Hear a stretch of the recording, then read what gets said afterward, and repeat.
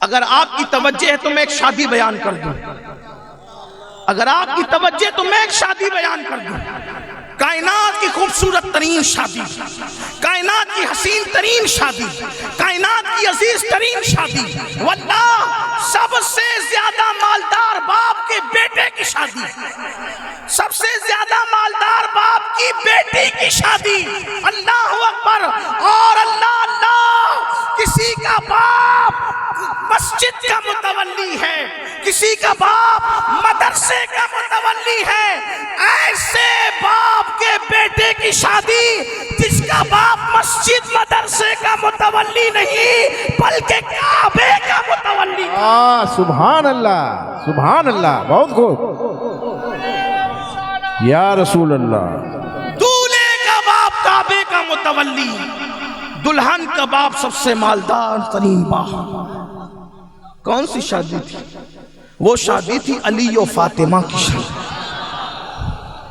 دلہن کا باپ اتنا مالدار کہ کسی کا باپ کسی کمپنی کا مالک، کسی کا باپ کسی فیکٹری کا مالک، کسی کا باپ کسی مکان کا مالک، کسی کا باپ کسی دکان کا مالک، بلکہ کسی کا باپ کوئی ملک کا بادشاہ۔ لیکن بی بی زہرا کا بابا زمین کا بھی مالک، آسمان کا بھی،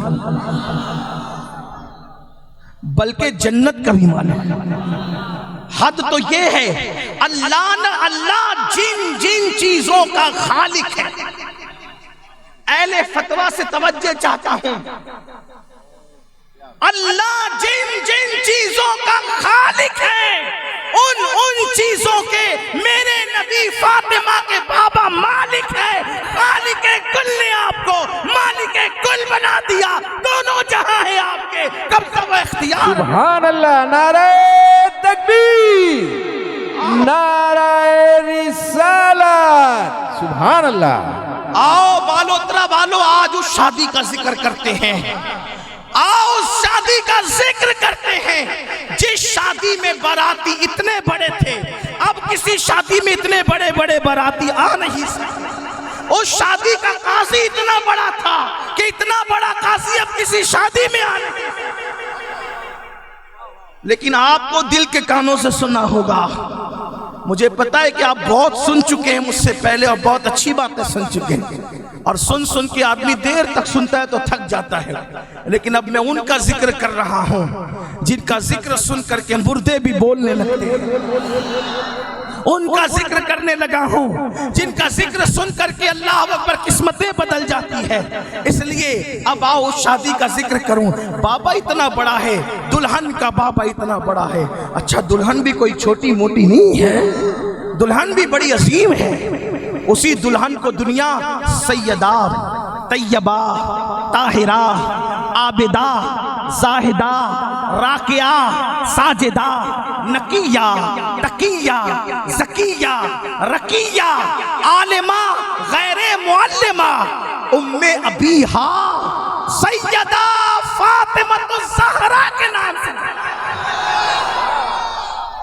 فاطمہ کون؟ فاطمہ سیدہ فاطمہ کی عظمت کا اندازہ لگا لو اگر لگا سکتے ہو تو، حالانکہ لگا نہیں سکتا کوئی۔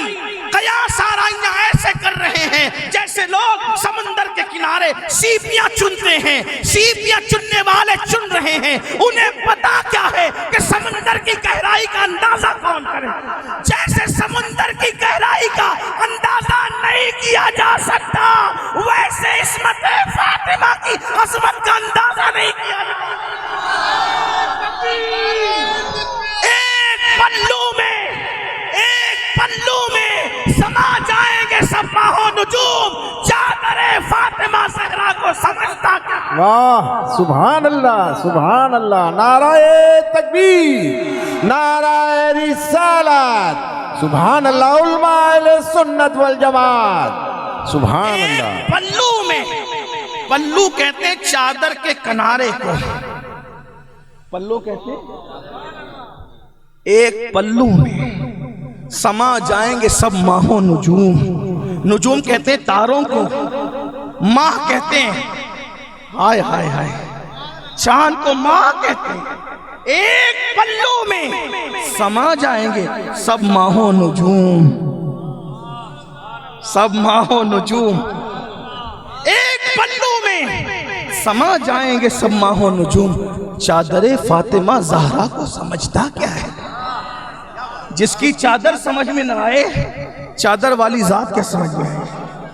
وہ سیدہ فاطمہ الزہرا ہے۔ اور ایک بات عرض کروں، جس کے بیٹے اتنے اچھے اچھے ان بیٹوں کا جواب نہیں۔ زین العبا ان کا بیٹا، باقر ہدا ان کا بیٹا، جعفر صادق ان کا بیٹا، موسیٰ کاظم ان کے بیٹے، علی رضا ان کے بیٹے، امام تقی ان کے بیٹے، امام نقی ان کے بیٹے، حسن عسکری ان کے بیٹے، عبدالقادر جیلانی ان کے بیٹے، معین الدین اجمیری ان کے بیٹے، وارث پاک ان کے بیٹے، شاہ برکت اللہ ان کے بیٹے، نظام الدین ان کے بیٹے، صابر علاء الدین ان کے بیٹے، نظام الدین ان کے بیٹے، بختیار کاکی ان کے بیٹے، اللہ اکبر، حتیٰ کہ شاہ برکت اللہ ماریلوی ان کے بیٹے، مخدوم اشرف جہانگیر سمنانی ان کے بیٹے، سید بدیع الدین زندہ شاہ مدار ان کے بیٹے، حتیٰ کہ آخری میں جس کے پیچھے کھڑے ہو کر عیسیٰ علیہ السلام نماز پڑھیں گے وہ امام مہدی بھی سیدہ فاطمہ کے بیٹے ہوں۔ سبحان اللہ، سبحان اللہ، اللہ اکبر، یا رسول اللہ۔ اب بیٹے کب پیدا ہوتے ہیں؟ شادی کے بعد ہی تو پیدا ہوتے ہیں۔ یعنی ان ساری بنیادوں کی اصل وہ شادی تھی جس کا ذکر میں کرنے جا رہا ہوں۔ سیدہ فاطمہ الزہرا کا اندازہ کون کرے، بلکہ بار بار نام لینے میں بھی کلیجہ کانپتا ہے، اس لیے کہ نام کیا ہے؟ میرے آقا فرماتے ہیں میں نے میری بیٹی کا نام فاطمہ رکھا اس لیے ہے کہ جو فاطمہ سے محبت کرے اللہ نے اس پہ جہنم حرام کر دی۔ حضور کی حدیث ہے، نام کی یہ برکت ہے، ذات کی برکت کیا ہوگی؟ نام کا اندازہ کون کر سکتا ہے؟ بہرحال دیکھو اس پر قیاس کر لینا، بالوترا والو قیاس کرنا اس پر کہ شان فاطمہ کیا ہے، ذات فاطمہ کیا ہے۔ آپ کا عشق جو کہہ دے قیاس کر لینا۔ دیکھو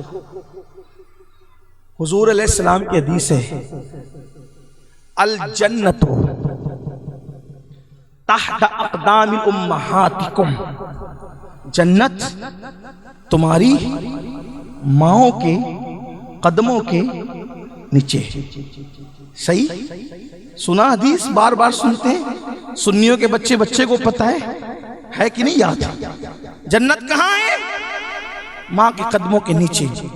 اب میری جنت میری ماں کے قدموں کی، سید نعمت اللہ کی جنت ان کی ماں کے قدموں کے نیچے، سید محمد کی جنت ان کی ماں کے قدموں کے نیچے، عبدالقادر جیلانی میرے مرشد غوث پاک کی جنت۔ بولتے جائیں، بولیں کس کے؟ غوث پاک کی جنت، بی بی ام الخیر، بی بی ام الخیر سیدہ فاطمہ جو ان کی امی تھی ان کے قدموں کے نیچے، غریب نواز کی جنت ام الورا ماہ نور کے قدموں کے نیچے، یہی تو محبوب الہی کی جنت بی بی زلیخا ان کی امی کے قدموں کے نیچے، بابا قطب کی جنت ان کی ماں کے قدموں کے نیچے۔ اللہ اکبر، یہ سب جنتی لوگ ہیں، یہ سب جنتی لوگ ہیں، سب کے درجات الگ الگ ہیں، لیکن دو ہستیاں ہیں جو صرف جنتی نہیں ہیں بلکہ ساری جنتیوں کے سردار ہیں، الحسن والحسین سیدہ شبابی اہل الجنہ، حسن اور حسین جنتی جوانوں کے سردار ہیں۔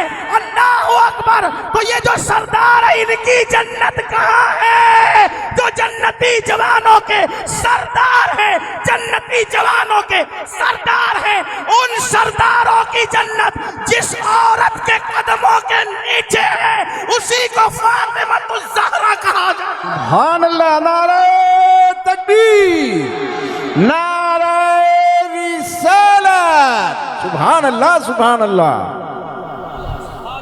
جنتی جوانوں کی جنتی جوانوں کے سردار کی، عوام کی جنت نہیں، سرداروں کی جنت، سرداروں کی جنت جس کے قدموں کے ہائے ہائے، اگر حدیث میں نہیں آتا تو میں کیسے بول پاتا؟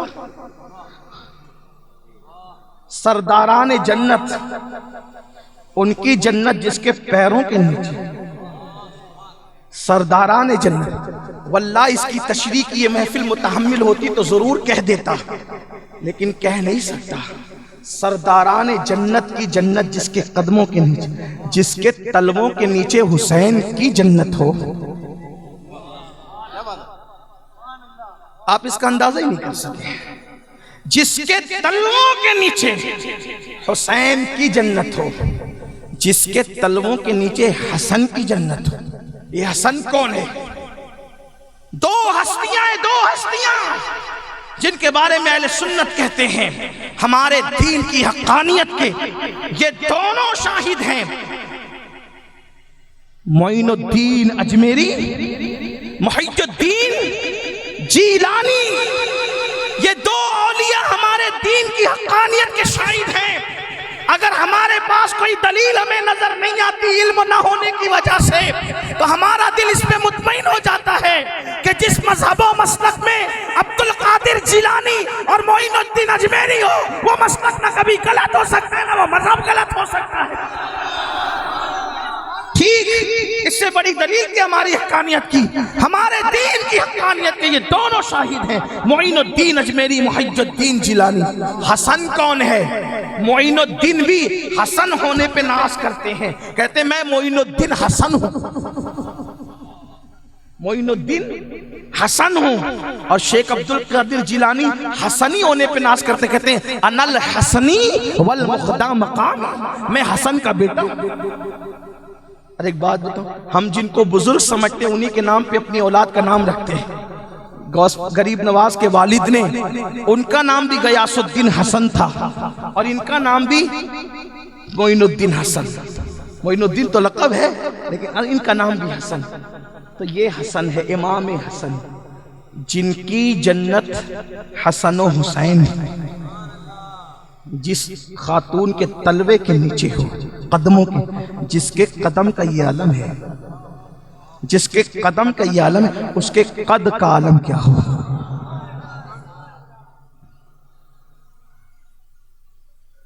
میرا ایک شعر ہے، میں نے، حالانکہ میں بابا کی طرح کوئی اچھا شاعر نہیں ہوں، نہ کوئی کلام مجھے لکھنے کا شعور ہے، لیکن جب کبھی جذبات دل میں انگڑائیاں لیتے ہیں تو وہ ہاتھوں کی حرکتوں سے کرتاس کے سپرد کر دیا جاتا ہے. کہتے ہیں کہ عرش آیا جیسے فرش پر، عرش آیا جیسے فرش پر، دیکھو چل رہی ہے فاطمہ. بہت خوب. عرش آیا جیسے فرش پر، دیکھو چل رہی. ام المومنین حضرت عائشہ صدیقہ فرماتی ہیں چلنے میں، بولنے میں، اٹھنے میں، بیٹھنے میں، حلم میں، صبر میں، عطا میں، سخا میں، حسن میں، اگر نبی کے ہو بہو میں نے کسی کو مشابہ دیکھا تو میرے نبی کی بیٹی فاطمہ بنت محمد کو دیکھا. ان کی صورت دیکھو تو نبی کی صورت یاد ہے، ان کی سخاوت دیکھو تو نبی کی سخاوت یاد ہے، ان کا چلنا دیکھ کر نبی کا چلنا یاد ہے، ان کا بولنا دیکھ کر نبی کا بولنا یاد ہے. اپنے بابا کی ہو بہو شکل مشابہ. یہ سیدہ فاطمہ. بات دور نہ نکلے، اس لیے کہ بہت رات کے بعد تو میں نے بیان شروع کیا ہے، لیکن جن کا نکاح اللہ ان کو یہ برکت دے، اور جن کا نہیں ہوا اللہ ان کو بھی دے، اور جن کا ہو گیا اللہ ان کو بھی اس نکاح کی برکت دے. وہ نکاح جس کا بابا سب سے مالدار، جس کا بابا سب سے، وہ رشتہ طے ہوتا ہے. آغاز رشتے، ہمارے یہاں بھی رشتے طے ہوتے ہیں، ہمارے یہاں بھی رشتے طے ہوتے ہیں. رشتے کیسے طے ہوتے ہیں؟ میری بیٹی کا رشتہ میرے اپنے معیار کے مطابق ہونا چاہیے. سیٹھ جی آپ کا معیار کیا ہے؟ تو کہا کہ مالدار داماد چاہیے. یہ میرا معیار ہے. اگر آپ لوگ راجستھان کے لوگ جو سن رہے ہیں میرے بھائی، اور ہندوستان کے لوگ بھی، کیونکہ شاید انٹرنیٹ کے ذریعے سے پروگرام جا رہا ہے دور تک، اگر ہندوستان والے سن رہے ہیں، ہندوستان کے باہر بھی ہو سکتا کوئی سن رہا ہو، یہ معیار ہے آپ کا کہ داماد مالدار ہونا چاہیے. مالدار تو نچنیے بھی ہوتے ہیں جو ناچتے ہیں, جو کھیل کرتے ہیں, وہی مالدار. کیا معیار بنا رکھے ہیں مالدار داماد. پھر کہا وہ خوبصورت بھی چاہیے. خوبصورت کا مطلب کیا ہے؟ چمڑی سفید ہو صرف, یہی خوبصورتی ہے. پھر چاہے زانی ہو, چاہے شرابی ہو, چاہے جواری ہو, چمڑی سفید چاہیے.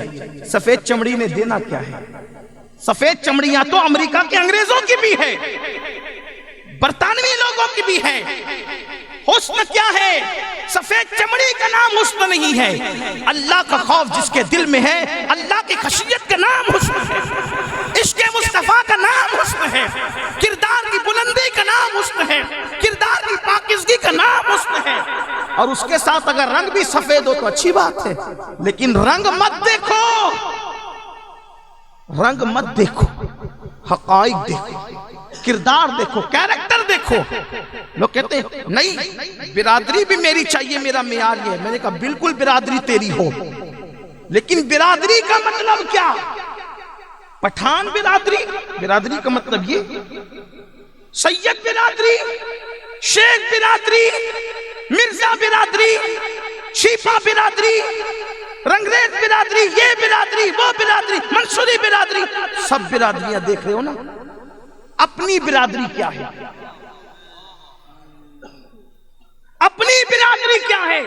سب برادریاں قابل تعظیم ہے, کسی کی توہین نہیں کرتا, سب عزت دار ہے, کسی کی توہین نہیں کرتا. لیکن اپنی برادری کیا ہے؟ کسی نے پوچھا تھا حضرت سلمان فارسی سے کہ سلمان فارسی تیری برادری کیا ہے؟ فرمایا میں اسلام کا بیٹا ہوں اور مسلمان میری برادری ہے. میں مصطفی ہوں, میں مصطفی ہوں, میں مصطفی ہوں. جو عاشق رسول ہے وہ ہمارا برادر ہے. سبحان اللہ. نعرہ تکبیر, نعرہ رسالت, علماء اہل سنت والجماعت. سبحان اللہ, سبحان اللہ. اب سندھی سندھی میں کرنے جاتا ہے, چھیپا چھیپا میں کرنے جاتا ہے, تو اس میں گستاخ رسول کے یہاں بھی چلا جاتا ہے, نبی کے غدار کے یہاں بھی چلا جاتا ہے. اپنی برادری میں ڈھونڈ لو پہلے, عاشق رسول مل جائے تو ٹھیک ہے, ورنہ کسی بھی برادری میں کرو. کیوں؟ اس لیے کہ میرے نبی نے پہچان کے لیے برادریاں ہیں. برادری صرف نشانی اور پہچان کے لیے ہے. دیکھو ایک بات آپ کو بتاؤں, جو راستے میں پتھر لگے ہوتے ہیں نا, وہ منزل تک پہنچانے کے لیے ہوتے ہیں, وہ منزل نہیں ہوتے. پتھر نشانی کے لیے ہوتے ہیں, منزل نہیں ہوتے. تو برادریاں بھی, برادریاں انسانیت نہیں ہے, انسانیت کی پہچان ہے. اصل انسانیت کا نام حب مصطفیٰ ہے, حب خدا ہے, شریعت پر عمل ہے, دین پر عمل ہے. برادریوں کے نام پر نبی کے گستاخوں سے رشتہ, نبی کے غداروں سے رشتہ. لوگ کہتے ہیں یہ مولویوں کو کیا سمجھتا ہے, اگر میں اپنی برادری میں کسی گستاخ کے رسول سے رشتہ کر رہا ہوں تو ان کا کیا بگڑتا ہے؟ میں کہتا ہوں ہمارا کچھ نہیں بگڑتا, بگڑتا تیرا ہے. اس لیے کہ جو عورت نبی کی وفادار نہ ہوئی وہ بہو بن کر تیری وفادار کیسے ہو سکتی ہے؟ جو شخص رسول اللہ کا وفادار نہ ہوا تیرا سمدھی بن کر. سمدھی آپ کے یہاں کیا کہتے ہیں؟ سمدھی کہتے ہیں, گجرات والے ویوائی کہتے ہیں, ویوائی کہتے ہیں. ہاں, تو جب وہ رسول اللہ کا وفادار نہ ہو تمہارا کیا وفادار ہوگا؟ اس لیے نبی کے گستاخوں کے یہاں رشتہ داریاں نہیں ہونی چاہیے, پہلی بات. دوسری بات, ایک بات آپ سے کہتا ہوں, جن کی شادیاں نہیں ہوئی وہ خاص توجہ فرمائیں, اور جو اپنے بیٹوں کی شادیاں کرنے والے وہ بھی خاص توجہ فرمائیں. دیکھنا جب رشتہ داری کرنے جائیں لوگ کیوں شور کر رہے ہیں, آپ یہ مت سمجھنا کہ میں غصے میں آ جاؤں گا. آپ کتنا بھی شور کر لیں میں غصے میں نہیں آؤں گا, اس لیے کہ انا الحسنی, میں حسنی ہوں, میں غصے میں نہیں آؤں گا. لیکن آپ ایسا نہیں کریں کیونکہ میں ذکر اس کا کر رہا ہوں جس کے ذکر سے تقدیر بدلتی ہے. اگر آپ یہ چاہتے ہیں کہ بیٹھ کے سنیں تو بیٹھ جائیں تھوڑی دیر, میں گفتگو مکمل, اچھا جگہ نہیں ہے کوئی بات نہیں, لیکن آپ شور نہیں کریں, میں بات مکمل کر لوں جلدی جلدی سے. عنوان بہت طویل ہو رہا ہے, ہاں نہیں, لیکن اس کو شارٹ کرنا ہے. وہ مجھے بھی جانا ہے سفر, جو ہے وہ فلائٹ بھی پکڑنی, ہاں اس کا ٹائم ہے, لیکن آپ دھیان سے سنیں. مالدار چاہیے، مالدار، کتنا بھی مالدار، بادشاہ کی بیٹی سے نکاح کر لو وہ بادشاہ نہیں دے گا، کتنے ہی بڑے مالدار سے نکاح کر لو پوری دولت اٹھا کے نہیں دے گا۔ ایک بات ہمیشہ یاد رکھنا، اچھی طرح یاد رکھنا کہ کوئی بھی انسان دے گا تو اپنی اوقات اور اپنی حیثیت کے مطابق دے گا، اس سے زیادہ کسی نے دینا، لیکن اللہ دے گا تو اپنی شان کے مطابق دے گا۔ تم مالداروں کی بیٹیوں سے نکاح کرتے ہو، غریبوں کی بیٹیاں رہ جاتی ہیں، پھر بعد میں انہی بیٹیوں کو محبت کا جھانسا دے کر دوسرے لوگ ان کو بھگا کے لے جانے کی کوشش کرتے ہیں۔ اس کے ذمہ دار ہم ہیں۔ اگر ہم یہ سوچ کر کسی غریب کی بیٹی سے نکاح کر لیتے ہیں کہ ہم اس کی آبرو بچا لیں گے، ان کی عزت بچا لیں گے، ان کی فکر کو دور کر دیں گے، ان کی تکلیف کو دور کر دیں گے، اور ایسے مزاج سے نکاح کریں گے، ہم جا کر کے کہہ دیں گے صرف بیٹی چاہیے، صرف بیٹی، کچھ اور نہیں چاہیے، صرف بیٹی چاہیے، کچھ اور نہیں چاہیے، اس لیے کہ بیٹی دیا کیا کم دیا، اپنے جگر کا ٹکڑا دیا کیا کم دیا۔ ہم بھیک نہیں لیں گے، جہیز کے نام پہ بھیک نہیں لیں گے، جہیز کے نام پہ کسی کا احسان نہیں لیں گے، اس لیے کہ بھیک وہ مانگتے ہیں جن کے بازوؤں میں قوت نہیں ہوتی، جن کے بازوؤں میں قدرت قوت حیدری عطا کرتی ہے، وہ دوسروں کے ٹکڑوں پہ نہیں پلتے، وہ اپنے لیے آشیانہ خود بنایا کرتے ہیں۔ لڑکی والوں سے بانے بانے بھیک اور پیسے مانگنا رسموں کے نام پر، یہ نامردوں کا کام تو ہو سکتا ہے، غجور مردوں کا کام نہیں ہو سکتا۔ اور یاد رکھنا، ہم کتے بلی نہیں ہیں، ہم کتے بلی نہیں ہیں کہ مردار میں منہ ڈالے۔ اللہ نے ہمیں باز بنایا ہے، باز، باز، باز کسے کہتے ہیں؟ ایگل، شاہین۔ شاہین پتہ ہے اقبال نے کہا تھا مسلمان جوان ایگل ہوتا ہے، مسلمان جوان شاہین ہوتا ہے، مسلمان جوان باز ہوتا ہے۔ باز کون ہوتا ہے جانتے ہیں؟ باز کی خصوصیت ہے وہ پرندوں کا سردار ہے۔ باز کون ہے؟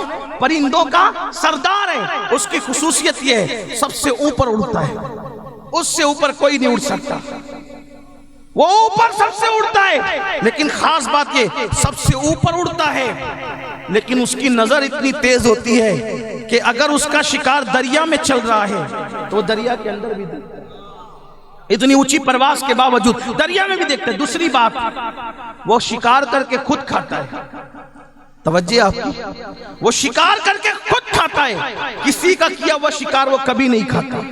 اسی لیے غوث پاک نے اپنے آپ کو بھی کہا کہ میں باز ہوں۔ جس دن سے میں نے پڑھا کہ غوث پاک نے کہا کہ میں باز ہوں ولایت کی دنیا کا، اس دن مجھے باز پرندے سے محبت ہو گئی۔ سبحان اللہ۔ میرے مرشد کہتے ہیں انا البازی اشہب کل شیخ، میں سارے ولیوں کے اندر باز اشہب ہوں، بلند پرواز کرنے والا میں پرندہ باز ہوں، اس لیے کہ ان کی پرواز جہاں تک ہے کسی ولی کا تصور نہیں جا سکتا۔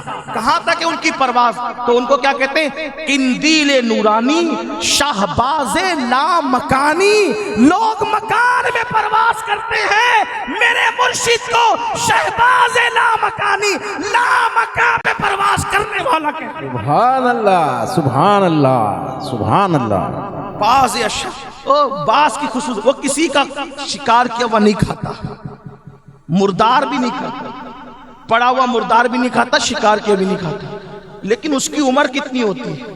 اس کی عمر کبھی 40 سال ہوتی، کبھی 50 سال ہوتی، لمبی عمر پاتا ہے، کبھی 70 سال تک بھی چلا جاتا ہے، لیکن 25-26 سال کا جب وہ ہو جاتا ہے باز، تو اس کے پر تھوڑے بوجھل ہو جاتے ہیں، موٹے ہو جاتے ہیں، اس کے ناخن مڑ جاتے ہیں، اس کی چونچ بھی مڑ جاتی ہے۔ توجہ کرنا، اقبال بڑا فقیر ہے، اس نے کیا بات کہی کہ جوان مسلمان کا جوان باز کی طرح ہے، چونچ مڑ گئی، پر بھاری ہو گئے، اس کے پیر جو ہے وہ ناخن اس کے مڑ گئے۔ اب اس کے لیے ایک چیلنج آتا ہے، چیلنج اس کے لیے یہ آتا ہے کہ اب وہ مردار کھانے لگے، کیونکہ پیر مڑ گئے، چونچ ٹیڑھی ہو گئی ہے، پر بھاری ہو گئے، نہیں اوپر اڑ سکتا، مردار کھائے وہ۔ لیکن کیا غیرت ہے اس کی، ایک پرندے سے غیرت سیکھ لیا ہوتا، سسر کے مال پر نظر ڈالنے والوں کو چاہیے تھا کہ پرندے سے خیرات لے لی ہوتی، نئی نبی سے نظام لیا تو کم سے کم پرندے سے کچھ سیکھ لیا ہوتا۔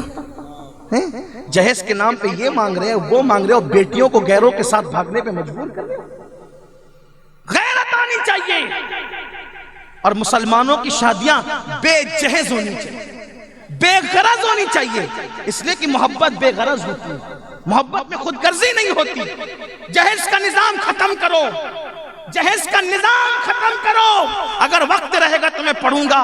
ہمارے یہاں تو یہ کہا جاتا ہے نبی پاک نے فاطمہ الزہرا کو جہیز دیا، جہیز دیا، جہیز دیا۔ آج میں اس کے خلاف کچھ بات کروں گا ضرور۔ آپ کہیں گے نہیں وہ فلاں کتاب میں لکھا ہے۔ میرے امام احمد رضا محدث بریلوی نے فتاوی رضویہ میں لکھا کہ امام مالک نے حضور کے روضے کی طرف انگلی کا اشارہ کر کے کہا تھا، امام مالک نے، آسمان کے نیچے زمین کے اوپر یہی ایک ہستی ہے جس سے کوئی اختلاف نہیں کر سکتا۔ باقی کسی بھی کتاب میں لکھا ہو بات تو اس کے خلاف کی جا سکتی ہے، اگر آپ کے پاس دلیل ہے تو۔ ماننے والوں کو ماننا ہوگا تو مانیں گے، نہیں ماننا ہوگا تو نہیں مانیں گے۔ تو میں آخری میں یہ پڑھ دوں گا کہ حضور نے کوئی جائز نہیں دیا تھا سیدہ فاطمہ، حضور علیہ السلام نے کوئی جائز نہیں دیا تھا سیدہ فاطمہ کو۔ ہمارے تو پوری فہرست ہے، اور بہت سی کتابوں میں آ گئی، نقل در نقل، نقل در نقل آ گئی نا۔ تو ابھی میں اس کے بارے میں ذکر کروں گا، اگر آپ سننا چاہیں گے تو، نہیں سننا چاہیں گے تو بات ختم ہوگی۔ اس لیے کہ سنیوں کے اندر یہ حوصلہ ہے کہ وہ حق سنتے ہیں، حق بولتے بھی ہیں، حق سمجھتے بھی ہیں، اور اگر میری بات اچھی لگے تو آپ قبول کرنا، ورنہ چھوڑ دینا، یہ چھوڑ دینا، چھوڑ کے چلے جانا۔ جیسے اور اسٹیج پہ لوگوں نے کہا کہ ہمیں سمجھ میں نہیں آئی، ہم نے کہا سبحان اللہ، مبارک ہو، نہیں آئی سمجھ میں۔ ہو سکتا آپ کو حق ہے، میں یہ تھوڑی کہوں گا کہ آپ میری بات نہیں مانیں گے تو کافر ہو جائیں گے۔ میں کون ہوتا ہوں؟ ماننا ہو تو مانو، نہیں ماننا ہو تو نہیں مانو۔ یہ حق صرف رسول اللہ کا ہے کہ جو ان کی بات نہ مانے وہ کافر ہو جائے۔ ہمارا حق نہیں ہے یہ، ہم تو بندے ہیں، ہم تو غلام ہیں۔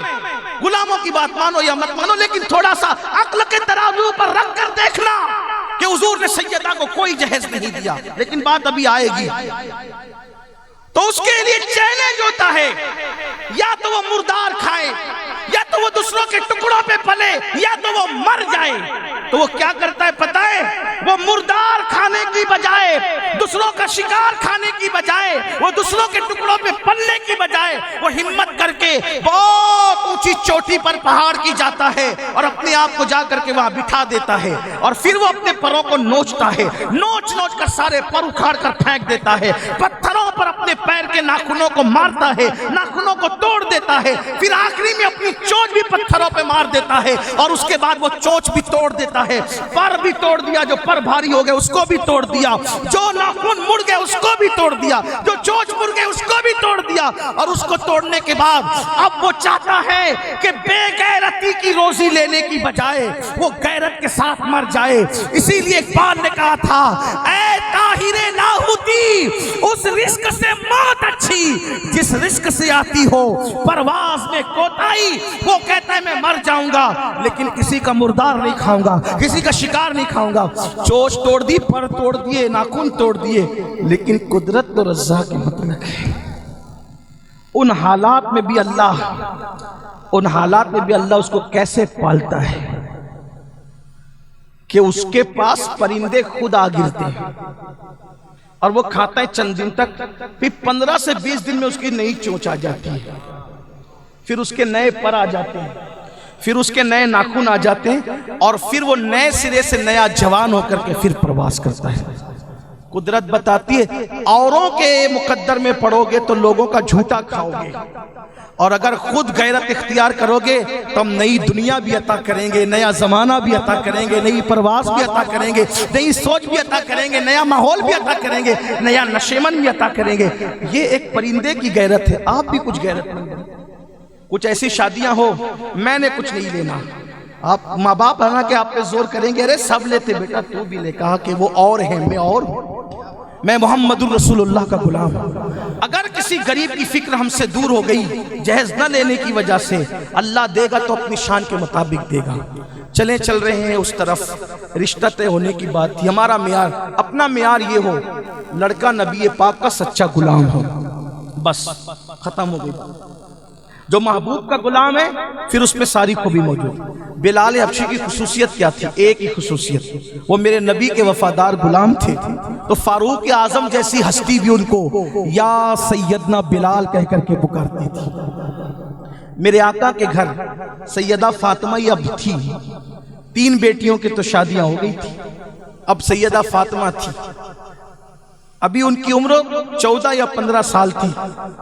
صدیق اکبر کو خیال آیا حضور کی سب سے چہیتی بیٹی ہے, ان کے ساتھ نکاح ہونا چاہیے. آئے آقا, آپ کی شہزادی فاطمہ. آقا نے فرمایا ابو بکر, اس معاملے میں میرے اللہ نے مجھ سے فرمایا کہ فاطمہ کا رشتہ ہم طے کریں گے, اس لیے انتظار ہے ابو بکر.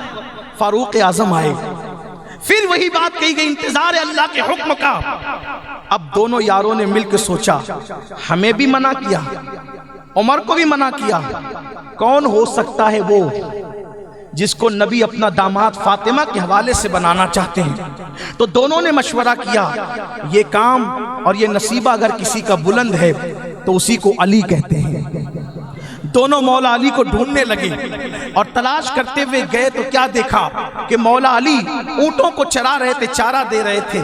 دونوں نے کہا علی حضور کی بیٹی کے ساتھ رشتہ مانگا. مولا علی نے کہا آپ لوگوں کو پتہ ہے نا, میرے جملے پہ توجہ کرنا, جہیز کی حقیقت ابھی سمجھ میں آئے گی. تم لوگوں کو پتہ ہے نا میرے پاس کوئی گھر نہیں, میرا خود کا کوئی گھر نہیں. جب گھر نہیں ہے تو گھر میں برتن بھی نہیں, جب گھر نہیں ہے تو برتن نہیں ہے تو بستر بھی نہیں, میرے پاس کچھ نہیں ہے. ہائے ہائے علی پاک کے زہد کو دیکھ, نہ گھر تھا نہ گھر کا کوئی سازو سامان تھا. کہ میرا تو کچھ بھی نہیں ہے, کیونکہ مولا علی حضور کے گھر میں پرورش پاتے تھے. ان کے والد کے بیٹے بہت زیادہ تھے, تو اللہ کے رسول علیہ السلام نے حضرت عباس سے کہا تھا کہ چچا ابو طالب کی اولاد زیادہ ہیں اور ان پر پرورش کا بوجھ ہیں, تو ایک کام کرتے ہیں ان کی اولاد کو ہم اپنے حصے میں لے لیتے ہیں اور ان کی اولاد کی ہم پرورش کرتے ہیں. تو حضرت عباس کے حصے میں کوئی آیا, کسی کے حصے میں کوئی آیا, لیکن مولا علی کو حضور کی گود میں بچپن ہی سے دے دیا گیا تھا. اس لیے علی پاک کی پرورش میرے نبی کے گھر میں ہوتی تھی. تو علی مرتضیٰ نے کہا میرا تو کوئی خود کا بیان ہے نہیں. تو کہا کہ علی جاؤ تو صحیح, بولو تو صحیح. اب مولائے کائنات, بڑی روایتیں ہیں لیکن سب بیان نہیں کرتا, سب روایت نہیں پڑھتا, ایک اپنے ذوق کے مطابق پڑھتا ہوں. مولا علی وہاں سے وضو کر کے نکلے, نکل کر حضور کے گھر آئے. آنے کے بعد سلام کیا, آ کر نظریں جھکا کے بیٹھ گئے. آقا نے فرمایا علی کیوں آئے ہو؟ اس کی حضور یوں ہی آ گیا. سرکار نے فرمایا یوں ہی کیسے آ گئے, کچھ تو کام ہوگا, قربان جائیں. ہمت نہیں ہو رہی تھی. صدیق اکبر کو منع کر دیا گیا تھا, فاروق اعظم کو منع کر دیا گیا تھا, اور یہ بات تھی کہ اللہ کے حکم کا انتظار ہے. سوچا اتنے بڑے بڑے بزرگوں کو روک دیا گیا اور مجھے کیسے, ہمت نہیں ہوتی تھی. آقا نے فرمایا علی کیوں آئے ہو؟ وہ تو کریم آقا ہے. اللہ اکبر. جن جن مرادوں کے لیے احباب نے کہا پیش خبیر کیا, مجھے حاجت خبر کی ہے. جس کی نگاہوں سے خدا کی ذات نہ چھپی, اس کی نگاہوں سے کسی کے دل کے جذبات کیا چھپ سکتے تھے. آقا نے فرمایا علی کیوں آئے ہو؟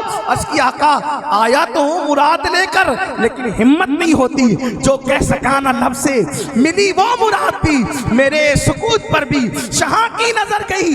آقا نے مسکرا کے کہا علی کہتے ہیں آیا ہوں مراد لے کے, ہمت نہیں ہوتی. آقا نے مسکرا کے کہا ابھی جبریل آئے تھے اور انہوں نے فرمایا یا رسول اللہ علی آ رہے ہیں, اللہ کا حکم ہے کہ علی کے ساتھ فاطمہ کا نکاح کر دیا جائے. سبحان اللہ. نعرہ تکبیر, نعرہ رسالت. سبحان اللہ.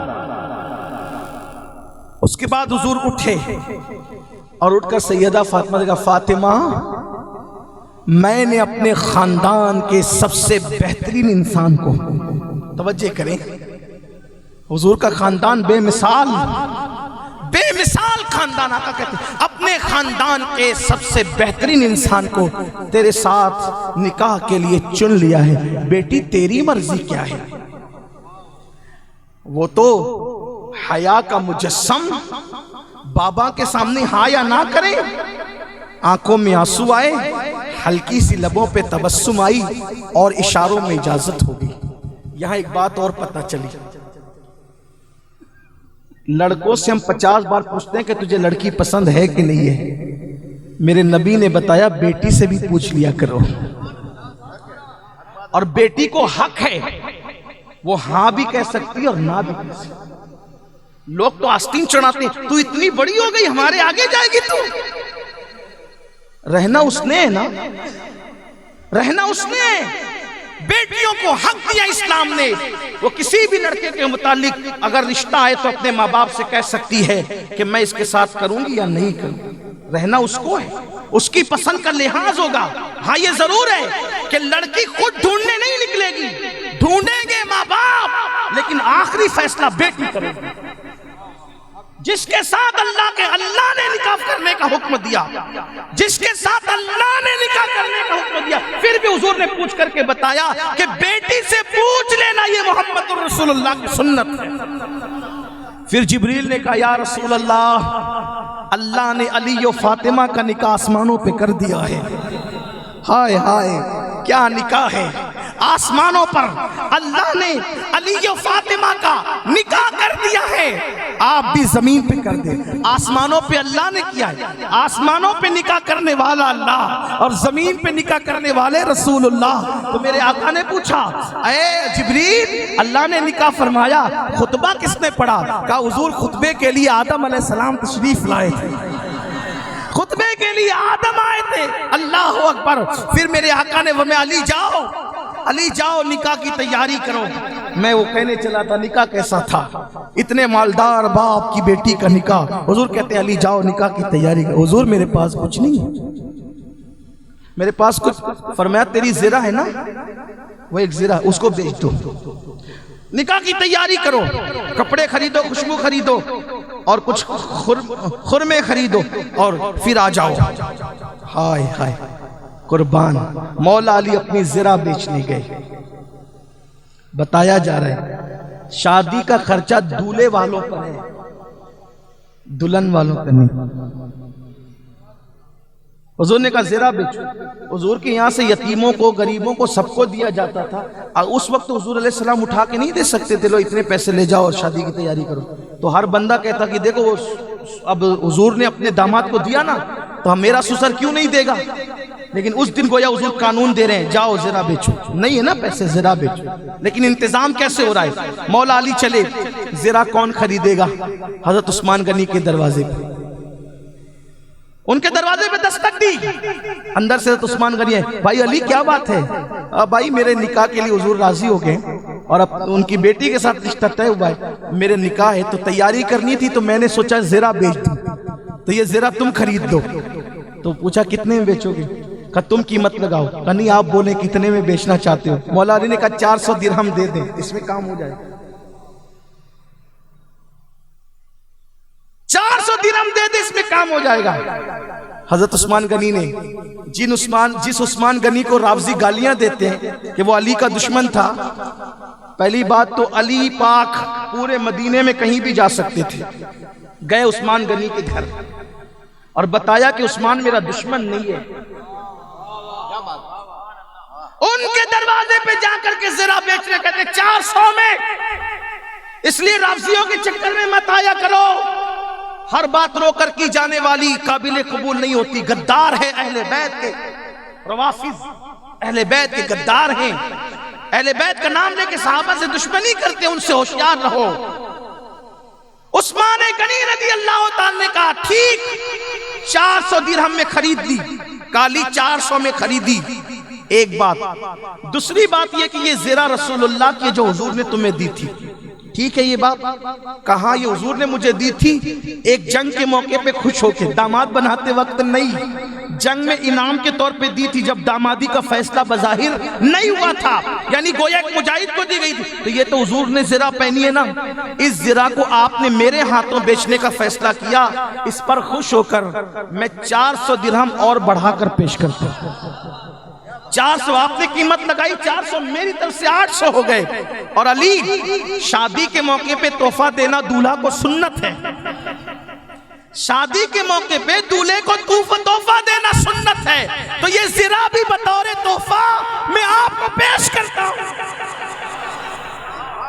سبحان اللہ، نعرہ تکبیر، نعرہ رسالت، سبحان اللہ۔ یہ عثمان غنی، اب ذرا دیکھو، رشتہ لگانے کے لیے کوشش کرنے والے ابو بکر و عمر ہیں، اور شادی کے انتظام میں جو پیسہ خرچ ہو رہا ہے وہ عثمان غنی کا پیسہ ہے۔ خلفائے راشدین کے بغیر تو نکاح کی تقریب بھی مکمل نہیں ہو رہی۔ رشتے کی کوشش شیخین نے کی، پیسے مہر میں کس کے لگے؟ عثمان غنی۔ لیکن کس شان کے ساتھ، احسان بھی نہ ہو۔ احسان اگر یوں کہہ دیتے نہیں میں خرچہ اٹھا لیتا ہوں تو زندگی بھر لوگ کہتے ہیں نا احسان کیا، لیکن انداز دیکھیں، طریقہ دیکھیں دینے کا۔ آپ نے لگایا، میں نے خرید لیا۔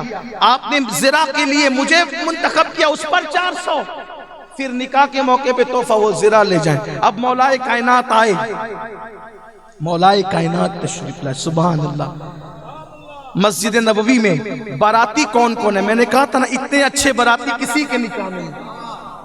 باراتی کون ہے؟ ابو بکر صدیق، افضل البشر بعد الانبیاء بالتحقیق، ابو بکر صدیق، عمر ابن خطاب، عثمان غنی، سعد، سعید، طلحہ، زبیر، ابو عبیدہ ابن الجراح، ابو ذر غفاری، یہ سب باراتی ہے۔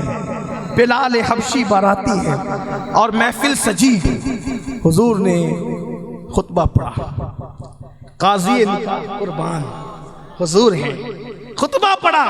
اللہ اس نکاح کی برکتیں ہمیں عطا فرمائے۔ ہائے ہائے کیسی شادی تھی، علی کے ساتھ ہے زہرا کی شادی، علی کے ساتھ ہے زہرا کی شادی، کیسی شادی تھی، اللہ اکبر۔ یہ شادی میرے مولا کی شادی، میرے مولا مشکل کشا نکاح پڑھا، اور حضور علیہ السلام نے نکاح پڑھا دیا۔ اس کے بعد اپنی بیٹی سے کہا، بیٹی میں نے تمہارا نکاح علی کے ساتھ کر دیا۔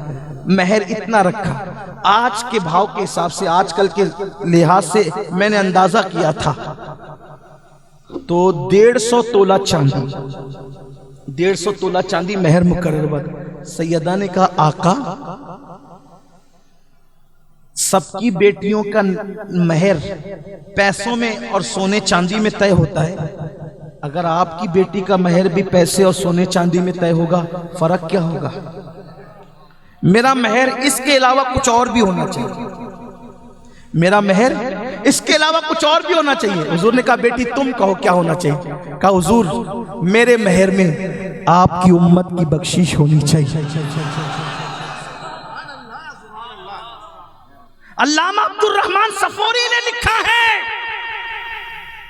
کہ جب علی و فاطمہ کا نکاح ہوا تو اللہ نے فرشتوں کو حکم دیا کہ درختوں کو، جنت کے درختوں کو ہلاؤ، اور جتنے پتے ٹوٹ کر کے زمین پہ گرے ان کی تعداد کے برابر جو ہے میرے نبی کی امت جنت میں بے حساب داخل کی جائے۔ تو اللہ اکبر، جبریل نے آ کے کہا، یا رسول اللہ، جو فاطمہ کا آسمانوں پر مہر ہے وہ یہ ہے کہ اہل بیت کے جتنے محبین ہیں ان کی تعداد کے برابر جنت کے درختوں سے پتے گرائے گئے، اور ہر درخت کے پتے پر اہل بیت سے محبت کرنے والے کا نام لکھا ہوا تھا، اور آج ان کے جنت میں جانے کا فیصلہ کر دیا۔ سبحان اللہ، سبحان اللہ، نعرہ تکبیر، نعرہ رسالت۔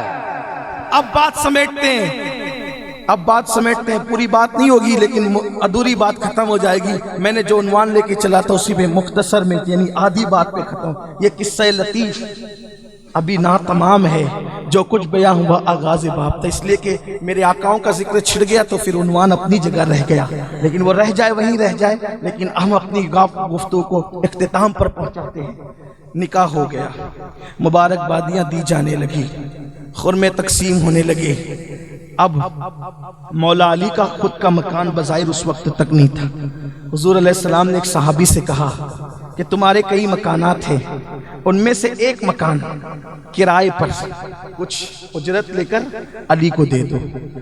اس وقت نبی کی شہزادی سیدہ فاطمہ الزہرا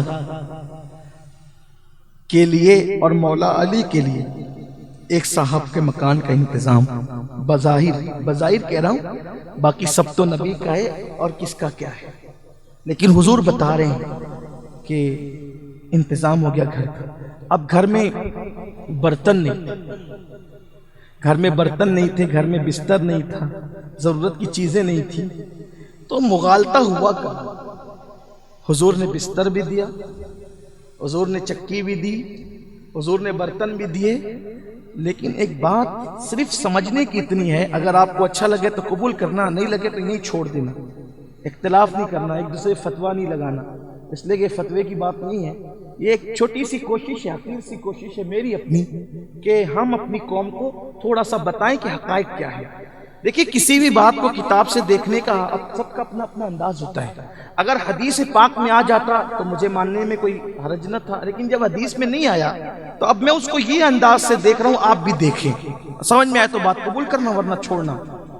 چونکہ مولا علی حضور کے صرف داماد ہی نہیں تھے بلکہ وہ حضور کے بھائی بھی تھے، ایک صرف بھائی نہیں تھے بلکہ ان کی پرورش حضور نے کی تھی، تو اگر بالفرض بفرض محال اگر سیدہ فاطمہ کے علاوہ کسی اور سے بھی مولا علی کا نکاح ہوتا تو بستر کا انتظام کس نے کرنا تھا، چکی کا انتظام کس نے کرنا تھا، برتن کا انتظام کس نے کرنا تھا، کیونکہ پرورش حضور کر رہے تھے تو شادی کے بعد کے لوازمات کا انتظام کس نے کرنا تھا، حضور نے کرنا تھا۔ تو حضور علیہ السلام نے وہ سامان سیدہ فاطمہ کو نہیں دیا جو ہم نے جیز سے کھاتے میں لکھ دیا، وہ سامان حضور نے مولا علی کو دیا، وہ سامان حضور نے مولا علی کو دیا، اور بحیثیت داماد نہیں دیا، بحیثیت داماد نہیں دیا، بلکہ حضور ان کی پرورش کرتے تھے، ضرورت کا خیال کرتے تھے، ان کی وہ بطور بھائی دیا۔ اگر آپ کہیں گے نہیں فاطمہ الزہرا کو دیا تو اب حدیث کی طرف آ جائیں، علماء سے توجہ چاہتا ہوں، سبق سنانے کے طور پہ عرض کر رہا ہوں، ابھی ان کتابوں کو آپ نظر میں نہ لائیں جس میں لکھا ہے، اب آپ حدیث کی طرف آئیں۔ ایک عورت ام المومنین حضرت عائشہ صدیقہ کی بارگاہ میں آئی، اور آنے کے بعد ام المومنین نے ایک کھجور اس عورت کو دیا، آپ بھی توجہ، ایک عورت کے ہاتھ میں کھجور دی، ایک کھجور، اس کے ساتھ دو بچیاں تھیں، اس نے دونوں بچیوں کو برابر برابر کھجور کر کے تقسیم کر دیا، خود نہیں کھایا، وہ چلی گئی۔ پھر میرے آقا تشریف لائے، اس واقعے سے ام المومنین اتنی متاثر ہوئی کہ ام المومنین نے حضور سے عرض کیا، یا رسول اللہ ایک عورت آئی تھی، اس کے ساتھ دو بچیاں تھیں، میں نے اس کو ایک کھجور دیا، اس نے وہ خود نہیں کھایا، برابر برابر دونوں کو تقسیم کر کے دے دیا۔ تو میرے آقا نے کیا فرمایا، عائشہ اگر وہ ایک کھجور کے برابر ٹکڑے نہیں کرتی بلکہ کم زیادہ کرتی، توجہ کریں، برابر برابر نہیں کرتی، کم زیادہ کرتی، تو قیامت کے دن اس تقسیم کے بارے میں اللہ اس سے پوچھتا کہ اس نے ناانصافی کیوں کی، دونوں کو برابر برابر کھجور کیوں نہیں دیا، آدھی کسی کو کم دیا کسی کو زیادہ دیا، جبکہ دونوں بچیوں کے ساتھ انصاف کرنا اس کے لیے فرض تھا۔ آپ مجھے بتائیں، اماں عائشہ صدیقہ نے اس کو بطور بھیک کھجور دی ہے، اس میں بھی حضور فرماتے انصاف کرنا اس پر واجب ہے، اس لیے کہ دونوں اس کی بیٹیاں ہیں، اگر کھجور برابر نہ توڑتی کم زیادہ توڑتی تو اللہ کی بارگاہ میں اس کو جواب دینا پڑتا۔ اب آپ مجھے بتائیں، دوسرے کی دی ہوئی کھجور میں آقا فرماتے ہیں اولاد کے ساتھ اتنا انصاف کرنا واجب ہے۔ اب آپ مجھے بتائیں، اگر آپ یہ کہتے ہیں کہ رسول اللہ نے سیدہ فاطمہ کو جہیز دیا تو آپ یہ کیوں نہیں کہتے کہ حضور نے سیدہ زینب کو بھی جہیز دیا، حضور نے ام کلثوم کو بھی جہیز دیا، حضور نے رقیہ کو بھی جہیز دیا، اس کی فہرست کہاں ہے؟ جب اس کی فہرست نہیں ہے تو صرف سیدہ فاطمہ تو حضور کی بیٹی نہیں تھی، یہ تینوں بھی حضور کی شہزادیاں تھی، تو حضور علیہ السلام نے صرف ایک ہی کو کیوں دیا، تینوں کو کیوں نہیں دیا؟ جب کھجور کی تقسیم میں انصاف فرض ہے، انصاف لازم ہے، حضور دوسرے کو کھجور کی تقسیم میں انصاف کی بات کر رہے ہیں۔ اگر آپ کے پاس کوئی تحقیق ہو تو مجھے بتا دے کہ حضور نے ان کو بھی جہیز دیا تھا، اور اگر ان کو نہیں دیا صرف سیدہ فاطمہ کو دیا تھا تو آپ اپنے نبی کے بارے میں کیا لوگوں کو کہنے کا موقع دینا چاہتے ہیں؟ تو آقا علیہ السلام نے سیدہ فاطمہ کو نہیں مولا علی کو بحیثیت بھائی وہ سامان دیا تھا، اور سیدہ فاطمہ کو کیا دیا تھا؟ اب سنو، نبی کی لاڈلی اور آخری بیٹی کی رخصتی ہے، حضور کے گھر سے بیٹی نکل کر جا رہی ہے، ہماری بیٹیاں بھی جاتی ہے، حضور کی بیٹی بھی گھر بابا کا گھر چھوڑ کر جا رہی ہے۔ میرے آقا علیہ السلام نے اپنی بیٹی کے سر پر ایک پرانی چادر جس میں کئی پیون لگے ہوئے تھے، بیٹی کے سر پہ چادر ڈالی اور چادر ڈال کر روتے ہوئے فرمایا، فاطمہ اگر آج تمہاری امی خدیجہ حیات ہوتی تو تمہارے لیے بہت سارے ساز و سامان کا وہ انتظام تحفے طائف کا کر سکتی تھی، لیکن میری بیٹی آج تیرے بابا کو بدر کے یتیموں کا، آج تیرے بابا کو بدر کے یتیموں کا حق دینا ابھی باقی ہے، اس لیے تیرے سر پر میں پیون والی چادر ڈال کر کے تجھے رخصت کر رہا ہوں۔ تاریخ میں آتا ہے کہ کم و بیش اس دن سیدہ فاطمہ کی چادر میں 17 پیون لگے ہوئے تھے، اور نبی کی بیٹی پرانی چادر 17 پیوندوں والی چادر اوڑھ کر اپنے بابا کے ساتھ اپنے شوہر کے گھر جا رہی تھی، جس شادی کے بعد اماموں کی پیدائش ہونی تھی، جس شادی کے بعد ولیوں کی پیدائش ہونی تھی، جس شادی کے بعد اقطاب کی پیدائش ہونی تھی، جس شادی کے بعد بڑی بڑی ہستیوں کی پیدائش ہونی تھی، اس شادی میں نبی نے اپنی بیٹی کو اس شان سے رخصت کیا کہ پیوندوں والی چادر اپنی بیٹی کے سر پہ ڈال کر کندھوں کو پکڑا اور فرمایا، بیٹی دنیا کے تاجداروں کے لیے دنیا کی نعمت ہے اور محمد اور آل محمد کے لیے آخرت کی نعمت ہے۔ یہ کہہ کر میرے آقا علیہ الصلوۃ والتسلیم بی بی زہرا کے کندھوں پہ ہاتھ رکھتے ہیں اور خود جناب فضہ کو یا ام ایمن کو ساتھ لے کر سیدہ فاطمہ کو مولائے کائنات کے گھر حضور خود پہنچاتے۔ یہ شادی تھی، اور جب سیدہ فاطمہ گھر پہنچ گئی تو میرے آقا نے دعا کی، اللہ ان سے صالح نسل کو جاری و ساری فرما، اور پھر بہت ساری نصیحت فرمائی اور حضور علیہ السلام واپس تشریف لائے۔ میں آپ سے پوچھنا چاہتا ہوں، اس شادی میں ڈھول کہاں ہے؟ اس شادی میں میوزک کہاں ہے؟ اس شادی میں اول اپار جو ہم کرتے ہیں وہ معاذ اللہ کہاں ہے؟ آپ مجھے بتائیں۔ اس کا مطلب ہم بدعتوں میں ڈوب گئے۔ کہاں وہ شادی اتنے بڑے، اگر میں کہتا ہوں نبی پاک کی بیٹی کی شادی اس شان سے ہوئی، بولو آج یہ کہا جا رہا ہے کہ نہیں کہا جا رہا ہے کہ سادگی سے ہوئی؟ واللہ اگر میرے نبی چاہتے ہیرے اور جواہرات کی برسات ہوتی، میرے نبی چاہتے پیروں کے اندر گلاب بچھا دیے جاتے اور دنیا کے نہیں جنت کے گلاب آ جاتے، ایسے عطریات آتے جس خوشبو کا اندازہ نہیں کیا جا سکتا ہے، لیکن اس سادگی کے ساتھ شادی اس لیے ہو رہی ہے، اگر کسی غریب کی بیٹی پرانی چادر اوڑھ کر کے گھر سے نکلے گی تو لوگ اس کی غربت کا مذاق نہیں اڑائیں گے، بلکہ لوگ دیکھ کر کہیں گے کہ یہ نبی کی سنت پر عمل کر رہا ہے۔ میرے نبی نے ہماری غربت پر، میرے نبی نے ہماری غریبی پر اپنی سنت کی چادر ڈال دی ہے اور بتا دیا ہے، اگر تمہارے پاس پیسے نہ ہو، دولت نہ ہو، تو سود سے حرام پیسے لے کر اپنی ناک بچانے کے لیے حرام کام مت کرنا، بلکہ سادگی کے ساتھ اپنی بیٹی کا نکاح کر دینا۔ تو یاد رکھو، جو غریبوں کی بیٹیاں یا کوئی بیٹی اوروں کے ساتھ بھاگ رہی ہے تو ہم نے شادیوں کو مشکل کر دیا۔ اور یاد رکھنا، عمرہ کرنے والوں، حج پہ حج کرنے والوں، مسجد اور مدرسے بنانے والوں، 1-1 کروڑ کے مسجدوں کے مینار بنانے والوں، لمبی لمبی داڑیاں رکھنے والوں، اگر آج تم نے ان رسموں کو ختم نہیں کیا شادیوں سے، صرف اپنے غرور کے لیے، اپنی انا کے لیے، برادری میں اپنی ناک بچانے کے لیے اگر تم بدعات کو فروغ دیتے رہے، ہاں تمہاری شادیوں میں نچنیاں ناچتے رہی، تمہاری شادیوں میں ڈی جے بجتے رہے، تمہاری شادیوں میں حرام کام ہوتے رہے، رت جگہوں کی راتوں میں تمہارے گھر کے شادیوں میں شراب پی کر کے اگر لڑکے ناچتے رہے، تمہارے گھر کی شادیوں میں اگر تاش کے پتے کھیلے جاتے رہے، تمہارے گھر کی شادیوں میں اگر جوا کھیلا جاتا رہے، مجھے بتاؤ، جوا کے آلات، جوا کی چیزیں اگر ہاتھ میں لے لیا جائے، ہاتھ میں، میرے آقا فرماتے ہیں جس نے جوے کے آلات ہاتھ میں لیے، قیامت کے دن وہ اس حالت میں اٹھے گا کہ اس کا ہاتھ سور کے خون میں رنگا ہوا ہوگا، سور کے خون میں اس کا ہاتھ رنگا ہوا ہوگا۔ جوا کھیلنے والوں، जुआ खेलने से पहले कयामत का तसव्वुर कर लो, कितना पानी में आग लगाओगे, कितना गुरूर और घमंड करोगे, अल्लाह के गज़ब को कितना चैलेंज करोगे। आखिर मौत है, मौत की तलवार सरों पे लटक रही है। कितना भी कुछ कर लो, एक दिन जिस्म का रिश्ता रूह से टूट जाएगा और कब्र में मनो मिट्टी के नीचे दबा दिए जाओगे। जब कुदरत के फरिश्ते अजाब देंगे उस वक्त कोई बचा नहीं सकता। मेरा अल्लाह जिसको अजाब देने का फैसला कर ले उसको दुनिया की कोई ताकत नहीं बचा सकती। इन्ना बत्शा रब्बिका लशदीद, तेरे रब की पकड़ बड़ी सख्त है।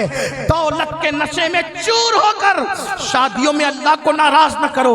जहां शराब पी जाएगी वहां लानत बरसेगी। तवज्जो करना, जहां शराब पी जाएगी वहां लानत बरसेगी, जहां नाच होगा वहां लानत बरसेगी, जहां डीजे और गाने बजेंगे वहां लानत बरसेगी, जहां जुआ खेला जाएगा वहां लानत बरसेगी। मुझे बताओ, जिस शादी में इतनी लानतें बरसेगी उस शादी में बरकत कैसे हो सकती है, उस शादी में खुशियां कैसे हो सकती है। लोग कहते हैं हाथों की मेहंदी भी नहीं छूटती और तलाक हो जाता है। मैं पूछना चाहता हूं, जब लानत बरस रही है, तुमने अल्लाह रसूल को शादियों में नाराज किया तो तुम्हारे घर में खुशियां कैसे आएगी, तुम्हारी शादी में बरकतें कैसे आएगी। इसलिए दुनिया कुछ कहे, बाज लोगों ने तो मुझसे कहा यार आप लोग इतने शिद्दत से गाने बाजे को मना करते हैं तो शादी और मैयत में फर्क होना चाहिए।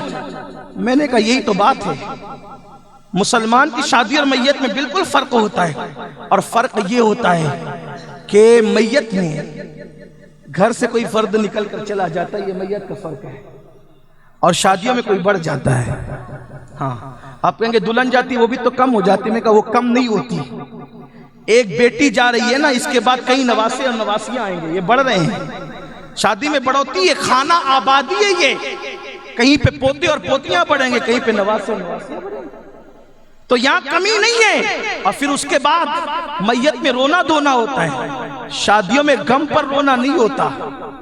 शादियों में अगर आंसू भी निकलते तो खुशी के आंसू निकलते हैं। खुशी करो जैसे करने का हक है, कोई जलसा कर दो, उलमा को बुलाओ, मिलाद पढ़ दो, नाते पढ़ दो, ये सब करो। ये नाच गाना क्या है? और जुआ तो बिल्कुल नहीं है, शराब तो बिल्कुल। मैं कहता हूँ शादी घर वालों को चाहिए इन खुराफात से उनको भगाओ, जाओ यहाँ से। अगर जुआ खेलना है तो हमारे यहाँ नहीं आना, शराब पीने तो हमारी शादी में, हराम काम करने के लिए मत भगाओ ऐसे लोगों को, किसी की रियायत मत करो हराम के मामले में। और आपसे कहता हूं जिस शादी में जुआ खेला जाए आप तय कर ले कि मैंने वहां नहीं जाना। जिस शादी में शराब की एहतिजाज करो ना जाओ, इसलिए कि मखलूक की रजा के लिए अल्लाह की नाराजगी को मोल मत लो। हमें किसी मखलूक से जन्नत नहीं लेना, जन्नत तो हमें अल्लाह से लेना और उसकी अता से, उसके महबूब से लेना। अपने जैसे इंसान से जन्नत नहीं लेना है, इसलिए हराम पे पाबंदी लगनी चाहिए। अगर अपने बेटों का मुस्तकबिल, अपनी बेटियों का मुस्तकबिल अच्छा देखना चाहते हो, नातों की महफिल रखो, बयानात की महफिल रखो, खुशी के इजहार के बहुत सारे तरीके वो करो, हराम काम मत करो। और जुआ तो अल्लाह अकबर वो जुआ है, हार जाओ तो कंगाल हो जाओ और जीत जाओ तो मेरे आका फरमाते हैं उसका एक पैसा भी अगर बचा हुआ है तो अल्लाह की लानत बरसती रहेगी उस पर जिसने जुए में पैसा जीता था। जब तक बदन पे कपड़ा है, कपड़ा उसके बदन पे, अल्लाह उसकी कोई इबादत कबूल नहीं करेगा, अल्लाह उसकी कोई इबादत कबूल नहीं करेगा। अगर उसके वो जुए के पैसे की कोई ईंट मकान में लग गई है तो अल्लाह तबारक व तआला जब तक वो मकान कायम रहेगा उस पर लानत बरसाता रहेगा। इसलिए लोगों अपने आप पर रहम करो, अपने अल्लाह की बारगाह में सच्ची तौबा करो, अपने गुनाहों से माफ़ी तलब करो और सुन्नत के सांचे में ढल जाओ और शरीयत के मुताबिक निकाह करो। तो अर्ज कर रहा था कि निकाह से पहले इस तरह डरो, पाक दामन रहो, निकाह के करते वक्त तो इस तरह रहो, खुराफात मत करो जो मैंने कह दिया। और निकाह के बाद कर दो ना बात मुकम्मल, आखिरी बात करके, निकाह के बाद बीवी के साथ अच्छा